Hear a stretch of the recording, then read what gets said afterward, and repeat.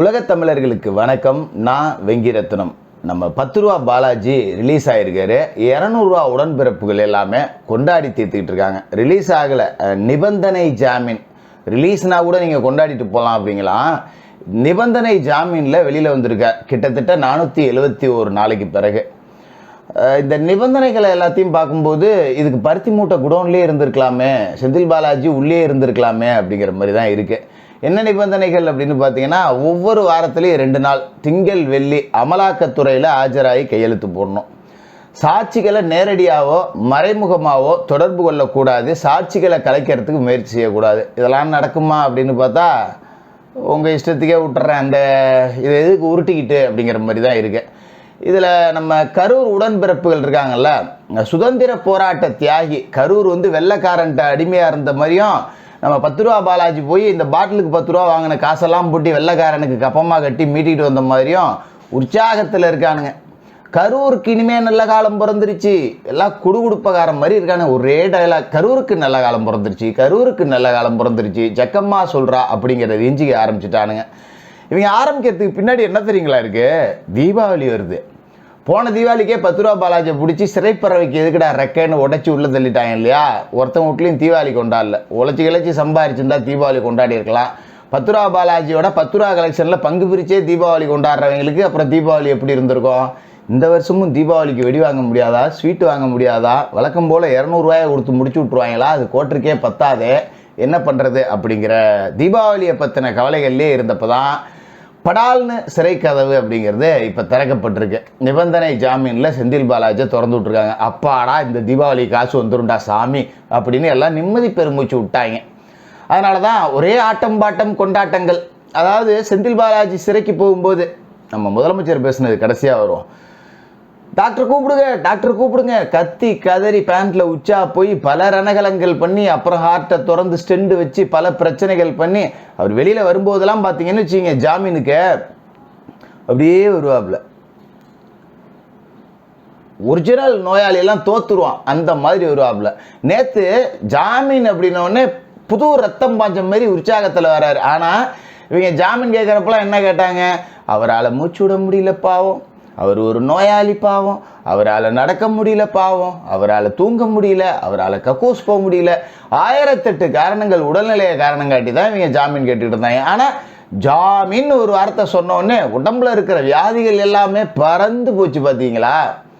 எப்பேற்பட்ட உருட்டுகள் அப்படிங்கிற மாதிரி தான் இதை நம்மளால் பார்க்க முடியுது. இதில் நம்ம கரூர் உடன்பிறப்புகள் பேசுகிற அந்த டயலாக் தான் கொடூரத்தோட உச்சம். தர்மத்தின் வாழ்வுதனை சூதுகவும் மறுபடியும் தர்மமே வெல்லும். ஏண்டா சும்மாவாடா தர்மத்தோட வாழ்வு சூதுகவும்? சூதுக்கு வேற வேலையே இல்லையாடா? தர்மத்தோட வாழ்வை போய் கவிக்கிட்டே இருக்கிறதான் வேலையாடா? இப்போதான் பொன்முடியை கவிச்சு, செந்தில் பாலாஜியை கவிச்சு, இன்னும் அடுத்தடுத்து நிறைய பேரை கவ போகுது. தர்மம் என்னடா உங்களை மட்டுமே கவிக்கிட்டு இருக்கு? சூதுக்கு வேற வேலை வெட்டியே கிடையாதா? சூதே நீங்கள் தான்யா. உங்களை கவாமல் அப்புறம் என்னையா பண்ணுறது? இல்லை செந்தில் பாலாஜி, ஃபஸ்ட்டு செந்தில் பாலாஜி மேட்ருக்கு வருவோம். அரசியல் பழிவாங்கலுக்காக இது திட்டமிட்டு போடப்பட்ட வழக்கு.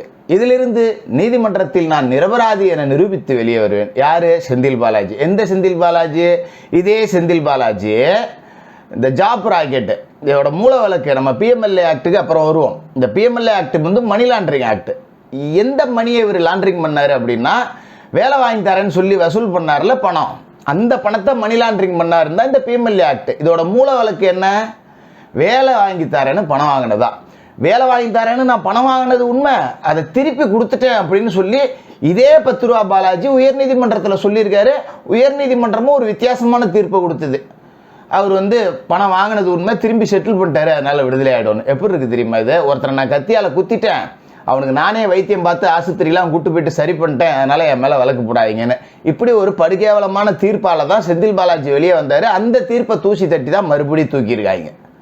இந்த வழக்கு போட்டது யாரு? சாட்சாத் நம்ம திராவிட மாடல் முதலமைச்சர் முத்துவேல் கருணாநிதி ஸ்டாலின் தான். அவர் என்ன சொன்னார் கடந்த காலகட்டத்தில்? கழக ஆட்சி அமைந்தவுடன் செந்தில் பாலாஜி சிறைக்கு செல்வார். கழக ஆட்சி அமைஞ்ச உடனே சிறைக்கு சென்றுட்டார். ஸ்டாலின் எந்த வாக்குறுதியை நிறைவேற்றினாரோ இல்லையோ, ஸ்டாலினை வச்சு அமலாக்கத்துறை அந்த வாக்குறுதியை நிறைவேற்றிருச்சு. இப்போ ஸ்டாலின் என்ன சொல்றாரு? உன் தியாகம் பெரிது, உன் உறுதி அதைவிட பெரிது. என்னது தியாகமா?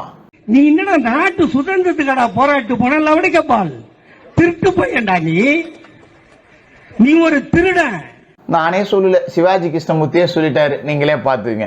என்ன இவர் சுதந்திர போராட்டத்துக்காக போராடி ஜெயிலுக்கு போனாரா? இவர் தியாகம் பண்றதுக்கு இவரோட மன உறுதி அதை விட பெரிது. கூச்சம் என்பது சற்றென்றும் இல்லையா? காதுகள் சும்மா இருக்குங்கிறதுக்காக கிடாத்திக்கிட்டே இருப்பீங்களா? அப்படிங்கிற மாதிரி நம்ம முதலமைச்சரே பார்த்து கேட்க வேண்டிய கேள்வி இருக்கா இல்லையா? இந்த வழக்கை போட்டது யாரு? ஸ்டாலின் தான் போட்டார். திமுக தான் இந்த வழக்கை தொடர்ந்தது. இப்படி ஒரு ஊழல் நடந்திருக்கு அப்படின்னு பேசுனது ஸ்டாலின். அதாவது நம்ம உடன்பிறப்புகள் இருக்கானுங்கல்ல, ஒரு வாரமாக உருட்டிக்கிட்டு இருக்கானுங்க. இந்த லட்டு விவகாரத்தில் மாட்டு கொழுப்பு கலந்த உடனே கோமியம் தெளிச்ச உடனே அது புனிதமாயிடுச்சான். ஏடா வெக்கமே இல்லையாடா உங்களுக்குலாம்? அதிமுகவில் இருக்கிறப்ப திருடனா தெரிஞ்ச செந்தில் பாலாஜி திமுகவுக்கு வந்த உடனே புனிதம் அடைஞ்சிட்டாரா? இந்த கேள்வி இங்கே கேட்க வேண்டியது இருக்கா இல்லையா? எங்கடா போச்சு இப்போ மட்டும் உங்கள் பகுத்தறிவு? லட்டு விவகாரத்தில் பக்கத்து ஸ்டேட்டுக்கு போய் வியாக்கியான கூந்தல் பேச தெரியுது உங்களுக்கு. செந்தில் பாலாஜி நீங்கள் எப்படி புனிதப்படுத்துறீங்க? செந்தில் பாலாஜி ஒரு திருடன், செந்தில் பாலாஜி ஒரு ஊழல் பேர்வழி அப்படின்னு பேசுகிற வாய் இதே ஸ்டாலினோட வாய் தான். இன்னைக்கு உன்னோட மன உறுதி பெரிது, உன்னோட தியாகம் பெரிது. என்ன தியாகம் பண்ணாரு? உங்கள் திராவிட மாடல் குடும்பத்துக்காக பாட்டிலுக்கு 10 ரூபா வசூல் பண்ணி கொடுத்தாரு. நிலக்கரியில் ஊழல், இப்படி ஏகப்பட்ட ஊழல் செஞ்சு உங்களோட குடும்பத்துக்கு பல்காக ஒரு அமௌண்ட் அடிச்சு கொடுத்தாரு. அதுதான் செந்தில் பாலாஜி பண்ண தியாகமா? சொல்லுங்க. கரூர் உடன்பிறப்புகள் கொண்டாடி தீர்த்துட்டு இருக்காங்க. எப்படி 10 மணிக்கு நாம திமுக ஆட்சி வந்தா 11 மணிக்கு நாமெல்லாம் மணல் திருட போலாம் வாங்க. இப்ப நேத்து ஜாமீன்ல வந்துட்டார், மறுபடியும் மாட்டு வண்டியை கட்டிட்டு கிளம்புங்கடா மணல் திருட. ஒன்று தெரிஞ்சுங்க, காவிரி தாயை கற்பழிச்சவன் குடும்பம் எதுவுமே உயிரோடவும் இருந்ததில்லை, உருப்பிட்டதும் கிடையாது. செந்தில் பாலாஜி குடும்பத்துக்கு மட்டும் என்ன விதிவிலக்கா என்ன? மணல் அள்ளின குடும்பம் காசு பணம்னு சொல்லி சம்பாரிச்சு நிம்மதியாக வாழலாம். அவனோட தலைமுறையே தரிசா போயிடும். காவிரியோட வரலாறு அப்படிங்கிறது அப்படி. உங்களுக்கு சாபம் பாவம் இது மேலெல்லாம் நம்பிக்கை இல்லைங்கிறது எனக்கு நல்லா தெரியும். ஏன்னா இந்த சாபம் பாவத்து மேலெல்லாம் நம்பிக்கை இருந்தால் நீங்கள் ஏன்டா திமுகவில் இருக்க போறீங்க? பாவ புண்ணியத்துக்கு கட்டுப்பட்டு அந்த பக்கம் போயிருக்க மாட்டீங்களே. இதில் கொண்டாடி தீர்த்துக்கிட்டு இருக்காங்க. இதில் நம்ம உடன்பிறப்புகள் எழுதுகிற ரைட்டப்புகள்லாம் பார்த்தீங்கன்னா பயங்கரமாக இருக்கும். மத்திய அரசின் பழிவாங்கும் நடவடிக்கை. என்னது மத்திய அரசோட பழிவாங்கும் நடவடிக்கை. எப்படி? இவர் கேஸ் கொடுத்தது ஸ்டாலின், அந்த வழக்கை மூல வழக்காக வச்சுக்கிட்டு தான் PMLA ஆக்ட் அப்படின்னு போட்டாங்க. ப்ரொஃபஷன் மணி லாண்டரிங் ஆக்ட் அப்படிங்கிறது அதுக்கு பேர். பணத்தை எடுத்துகிட்டு போய் மணி லாண்டரிங் பண்ணி முதலீடுகள் பண்ணுறது அப்படிங்கிறது. இந்த அடிப்படையில் தான் ஈடிங்கிறதே உள்ளே வந்துச்சு. தகுந்த ஆதாரங்களோட சிக்கினதால தான் செந்தில் பாலாஜியை வச்சு 471 நாளைக்கு பிதிக்கி விட்டுருக்காங்க. உள்ள அவர் ஜாலியாக தான் இருந்தார். இப்போ என்ன சவுக்கு சங்கர் மாதிரி கையா உடைக்கப்பட்டார் அவர்? உள்ள அவருக்கு அனைத்து வசதிகளும் கொடுத்துருப்பாங்க. இப்போ உடன்பிறப்பு எழுதுகிற ரைட்டப்லாம் பார்த்தீங்கன்னா மத்திய அரசு வேணும்னு போட்டுச்சான். ஆனால் நேற்று என்ன பண்ணானுங்க தெரியுங்களா? முந்தா நேற்று சவுக்கு சங்கர் விடுதலை ஆனப்ப நீதிபதியிலேயே சங்கிகள்ட்டானுங்க நம்ம 200 எடுப்புகள். அது எப்பறம் நீங்கள் கேஸ் போட்டு ஒருத்தனுக்கு ஒரு குண்டாஸ் போட்டுறீங்க, பொய் வழக்குகள் போட்டுறீங்க, ஒரே வழக்கு தொடர்பாக 17 வழக்குகள் போட்டுறீங்க. இதெல்லாம் பழிவாங்கும் நடவடிக்கை இல்லை. செந்தில் பாலாஜி உண்மையிலேயே ஊரடிச்சு உலையில போட்டுட்டு அதை நான் போய் கோர்ட்லேயே ஒத்துக்கிட்டு அதுக்கு பிடிச்சி உள்ள போட்டால் அது பழிவாங்கும் நடவடிக்கையா? இதில் இடைக்கால ஜாமீன் ஏகப்பட்ட நிபந்தனைகளோட ஜாமீன் தான் கொடுக்கப்பட்டிருக்கு. சவுக்கு வழக்கில் ஜாமீன்லாம் இல்லைப்பா. நீங்களே போய் சாஸ்தாங்கமாக நீதிபதி காலில் விழுந்து வாபஸ் வாங்கிட்டு வரேன்னு புறமுதுகிட்டு ஓடியாந்தீங்க. வெக்கமா இல்லை உங்களுக்கு? சோத்துல உப்பு போட்டுத்தீங்களா? உடன்பிறப்புகளை பார்த்து தான் கேட்குறேன். அந்த வழக்கை வாபஸ் வாங்கலைன்னா நீதிபதி கழுவி ஊற்றியிருப்பார். அதை அவரே சொல்லிட்டாரு. இந்த வாபஸ் மட்டும் வாங்கலைன்னா கடும் நடவடிக்கை எடுத்திருப்பேன். பயந்துட்டு புறமுதுகிட்டு ஓடி வந்த புலிகேசிகள் தான்டா நீங்கள். இப்போ செந்தில் பாலாஜி வழக்கில் மட்டும் அப்படியே பழிவாங்கும் நடவடிக்கை. ஏன்னா உங்களுக்கு வந்தா ரத்தம், அடுத்தவங்களுக்கு வந்தா தக்காளி சட்னியா? செந்தில் பாலாஜிக்கு வந்தா ரத்தம், சவுக்குக்கு வந்தா தக்காளி சட்னியா? நான் பல முறை சொல்லியிருக்கேன், சவுக்கு சங்கர் வெளியில் வந்த பிறகு தான் செந்தில் பாலாஜி வெளியே வருவார். இதாண்டா இயற்கை அப்படிங்கிறது. நீங்கள் நம்பாத கடவுள் நிச்சயமாக இருக்கான் அப்படிங்கிறத இப்போ உங்களை கலட்டிக்கிட்டு அடித்த மாதிரி நிரூபித்து காட்டியிருக்கா இல்லையா? சங்கர் வந்த ஒரு நாளாவது சங்கர் முன்னாடி தானே வந்தார். இப்போ அமைச்சரவை மாற்றம், இளையவரை சேர்க்க போகிறாங்களாம். எனக்கு என்னமோ நம்ம ஸ்டாலினும் 200 உடன்பிறப்புகளும் சேர்ந்துக்கிட்டு மறுபடியும் செந்தில் பாலாஜியை உள்ளே வச்சுருவாங்கன்னு தான் தோணுது. ஏன்னா நேற்று கொடுத்த அலப்பறைகள்லாம் அப்படி. தியாகம் பெரிது ஸ்டாலின் சொன்னது நல்ல டீட்டெயில்டாக கேட்டு பாருங்க. இந்த மூல வழக்கு அப்படிங்கிறது நிலுவையில் இருக்கு. யார் அந்த வழக்கை போட்டதுன்னா தமிழ்நாடு காவல்துறை. தமிழ்நாடு காவல்துறைக்கு தலைவர் யாரு? முதல்வர் ஸ்டாலின். தமிழ்நாடு காவல்துறை போட்ட வழக்கு செந்தில் பாலாஜிக்கு எதிராக. ஆனா காவல்துறைக்கு பொறுப்பேற்றிருக்கக்கூடிய முதல்வர் செந்தில் பாலாஜிக்கு ஆதரவா பேசுறாரு. அப்புறம் எப்படிங்க இந்த வழக்கு ஒழுங்கா நடக்கும்? தமிழ்நாடு காவல்துறை செந்தில் பாலாஜிக்கு எதிராக கரெக்டா ஆதாரங்கள்லாம் திரட்டி தண்டனை வாங்கி கொடுத்துருவாங்க நீங்க நம்புறீங்களா? தமிழக அரசு சார்பான வழக்கறிஞர்கள் தான் இந்த வழக்கு வாதாடணும். ஸ்டாலினே செந்தில் பாலாஜிக்கு ஆதரவாக இருக்கிறப்ப தமிழ்நாடு அரசால் நியமனம் செய்யப்பட்ட 200 ரூபா உடன்பிறப்புகள் தானே நம்ம தமிழக அரசு வழக்கறிஞர்களாகவும் இருப்பாங்க. வேற கட்சிக்காரனையா போட்டுருவாங்க.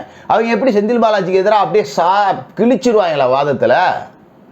அதெல்லாம் கேட்குறவன் கேனையன்னா கேப்பையில நெய் வெடிது அப்படிங்கிற கதை தான். இன்னொரு விஷயம் முக்கியமாக சொல்லிடுறேன். செந்தில் பாலாஜிக்கு அமைச்சரவையில் இடம் கொடுத்தா கன்ஃபார்மாக திரும்ப ஜெயிலுக்கு போவார். அதில் எந்த மாற்றமும் கிடையாது. அமைச்சரவையிலேருந்து நீக்கிட்ட அதிகாரம் இல்லை, சாட்சியை கலைக்க மாட்டேன்னு 1008 நொரநாட்டியம் சாக்கு சொல்லி சாஷ்டாங்கமாக காலில் விழுந்து டெல்லியில் போய் டீல் பேசி மோடிக்கிட்ட அப்படியே போய் கை கட்டி நின்றுலாம் தான் ஜாமீன் வாங்கிட்டு வந்துருக்கீங்க. மத்திய அரசு பழி வாங்குதானா? ஆமாம் பழி வாங்குது. நீங்கள் என்னடா பண்ணுறீங்க இங்கே? அதை தானே அவங்க அங்கே செய்கிறாங்க. ஸ்டாலின் தமிழ்நாட்டோட மோடி, மோடி இந்தியாவோட ஸ்டாலின். வேலை முடிஞ்சு போச்சு. நீங்கள் இங்கே பண்ணுறீங்க, அவங்க அங்கே பண்ணுறாங்க. உனக்கு ஒரு ஸ்டேட்டில் இருக்கிற அதிகாரத்தை வச்சு நீ இந்த ஆட்டம் ஆடினா ஒட்டுமொத்த தேசம் முழுக்க இருக்கிற அதிகாரத்தை வச்சுக்கிட்டு அவன் ஆட தான் செய்வான். உனக்கு வந்தா ரத்தம், அவனுக்கு வந்தா தக்காளி சட்னியா? மறுபடியும் அமைச்சரவைக்குள்ளே நுழைஞ்சிங்க அப்படின்னா ஒரே ஒரு ஆப்ஷன் தான் இருக்குது. பிஜேபியோட கூட்டணி அமைச்சுக்கிட்டு நீங்கள் என்ன நாள் எடுத்துக்கலாம், யாரும் கேட்க மாட்டாங்க. அதை விட்டுட்டு செந்தில் பாலாஜி அமைச்சராக்கணுங்கிற முடிவை ஸ்டாலின் எடுத்தா செந்தில் பாலாஜியை ஸ்டாலினே கூட்டு போய் திகார் கதவை திறந்து உள்ளே வச்சுட்டு வந்ததுக்கு சமம் தான், வேற எதுவும் கிடையாது. எது எப்படியோ 10 ரூபா வெளியில் வந்துருச்சு, 200 ரூபா வெடி வெடிச்சிக்கிட்டு இருக்கு. கொஞ்சம் இடைக்காலமாக சந்தோஷப்பட்டுக்கிட்டோம், வெடி வெடிச்சுக்கிட்டோம். சீக்கிரமாக மறுபடியும் பிடிச்சி உள்ளே போட தான் போகிறாங்க. இது நடக்க தான் போகுது. வெயிட் பண்ணி பாருங்கள்.